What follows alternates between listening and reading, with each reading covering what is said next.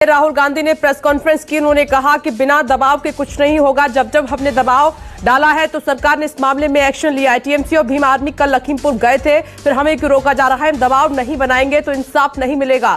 Bhim army और TMC का जिक्र वो कर रहे हैं कि उन लोगों को जाने दिया जा रहा है, तो फिर क्या वजह है? कांग्रेस पार्टी के नेताओं को क्यों नहीं जाने दिया जा रहा है? सिर्फ हमें रोका जा रहा है, बाकी पार्टियों को जाने दिया जा रहा है। साथ ही बीजेपी सरकार पर बड़ा हमला राहुल गांधी का। उन्होंने कहा कि कुछ समय से सरकार जो है किसानों पर आक्रमण कर रही है, किसानों की हत्या हो रही है और जो आरोपी हैं वो ऐसे ही घूम रहे हैं, उनकी अभी तक अरेस्टिंग नहीं हुई है।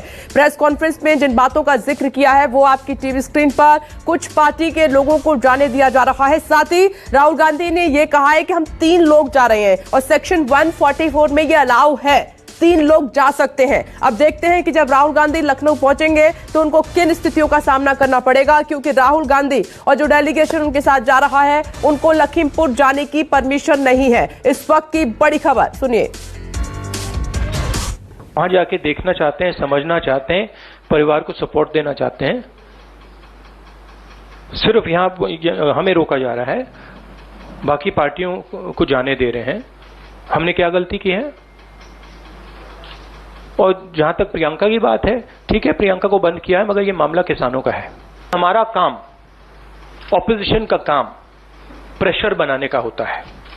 जब हम प्रेशर बनाते हैं तब वहां पे कार्रवाई होती है। हाथरस में हमने प्रेशर बनाया, तब जाके कार्रवाई हुई।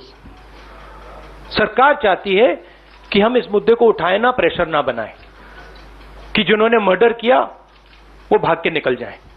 अगर हाथरस में हम गए नहीं होते, वहां पे जिन्होंने बलात्कार किया था वो सब स्कॉट फ्री निकल जाते। अगर हमने उससे पहले उनके एमएलए के बारे में नहीं बोला होता, वो भाग से निकल जाते। तो इसलिए हम दबाव डाल रहे हैं। हम दबाव क्यों डाल रहे हैं? क्योंकि किसानों के साथ गलत काम किया गया है, उनको मारा गया। और आइए चर्चा की शुरुआत कर लेते हैं। सीधा सवाल मनीष जी मैं आपसे पूछना चाह रही हूँ। राहुल गांधी अभी कह रहे हैं कि कुछ पार्टी के लोगों को आप जाने दे रहे हैं, नेताओं को, फिर कांग्रेस के नेताओं को ही क्यों रोका जा रहा है? देखिए विप्लेश जी, कांग्रेस शुरू से ही उसका चरित्र रहा है कि लाशों पर राजनीति करना। दरअसल इनको न किसानों से संवेदना है, न वहां मृत लोगों से कोई संवेदना है, न उनके परिवार से ये सहानुभूति दर्शाने जा रहे हैं।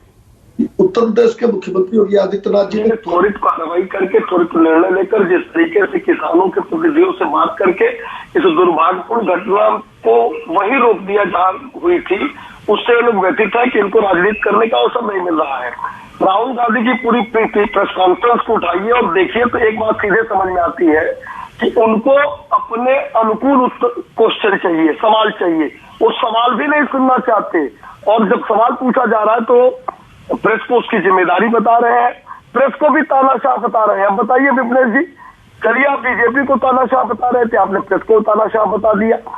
मैं तो एक बात कहना चाहता हूँ, जितनी चाबी भरी वामपंथियों में, उतना चले राहुल गांधी। उससे ज्यादा कोई पूछ रहे तो ये नहीं है, सिलेबस के बाहर का सवाल उनको नहीं चाहिए।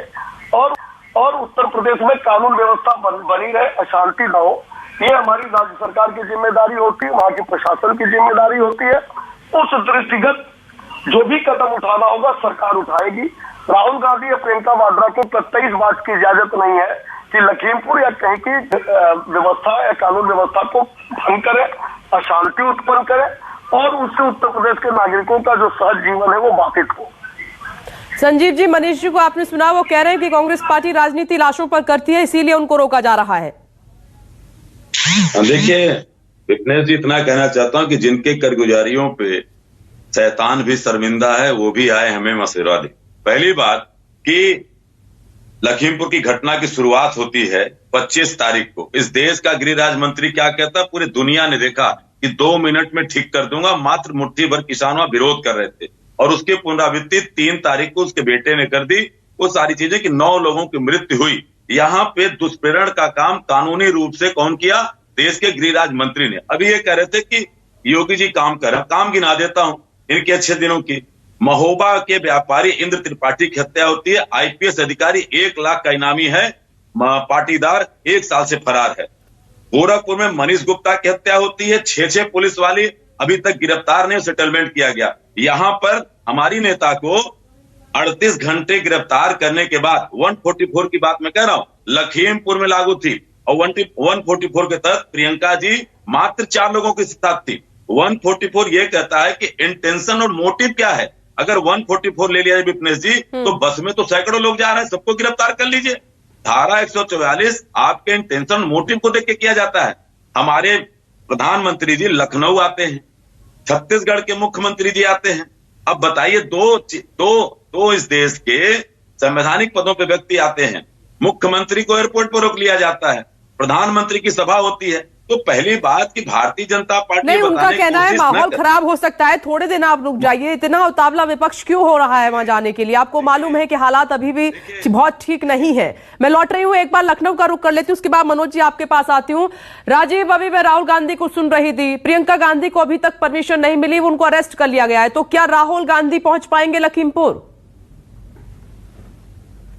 राजीव अभी फ्रेम में मुझे दिखाई नहीं। राजीव, क्या मुझे आप सुन पा रहे हैं? तो क्या राहुल गांधी लखीमपुर पहुंच पाएंगे? प्रियंका गांधी तो अभी तक नहीं पहुंच पाई।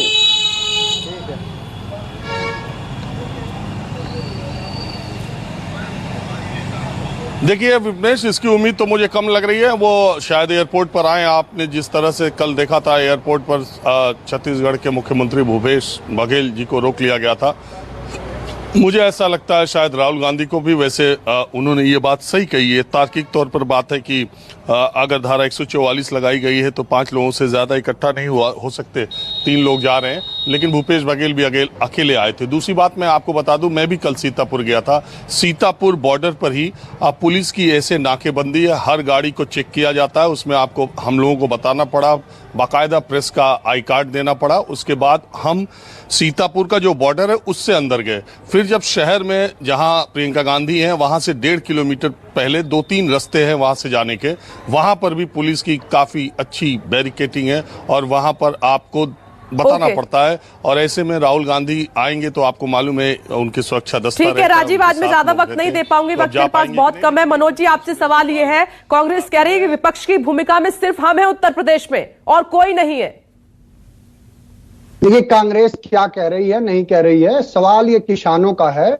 और पूरे देश और दुनिया ने देखा है कि भारतीय जनता पार्टी अब इतना निष्ठुर और निर्दयी हो गई है कि जो किसान अपने हकों हेतु सड़कों पे शांतिपूर्ण तरीके से धरना दे रहा है, उसको भारतीय जनता पार्टी का गृह राज्य मंत्री और उसके बेटा स्वयं कुचलेंगे। और उन अपराधियों को सजा दिलाने के बजाय भारतीय जनता पार्टी और उसके शीर्ष नेता अपराधियों के पक्ष में खड़े नजर आ रहे हैं। ये पूरा देश देख रहा है।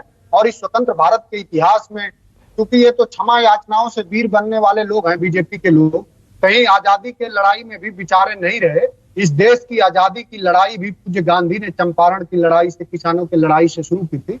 तो पूरा देश देख रहा है। माननीय अखिलेश यादव जी हमेशा किसानों के साथ हैं और रहेंगे। और समाजवादी पार्टी ये जानना चाहती है कि संविधान के आर्टिकल 14 में तो सभी को 4 तारीख के बाद अखिलेश यादव नजर नहीं आए हैं।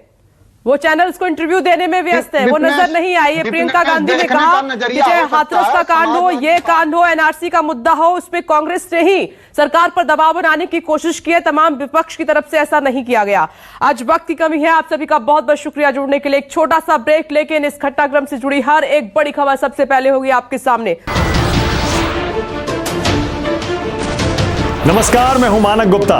अगर आपको हमारा ये वीडियो पसंद आया हो तो इसे लाइक और शेयर जरूर करें। और हां, हमें सब्सक्राइब और फॉलो करना ना भूलें ताकि आप देश और दुनिया की कोई खबर मिस ना करें। तो जुड़े रहिए हमारे साथ और देखते रहिए न्यूज़ 24।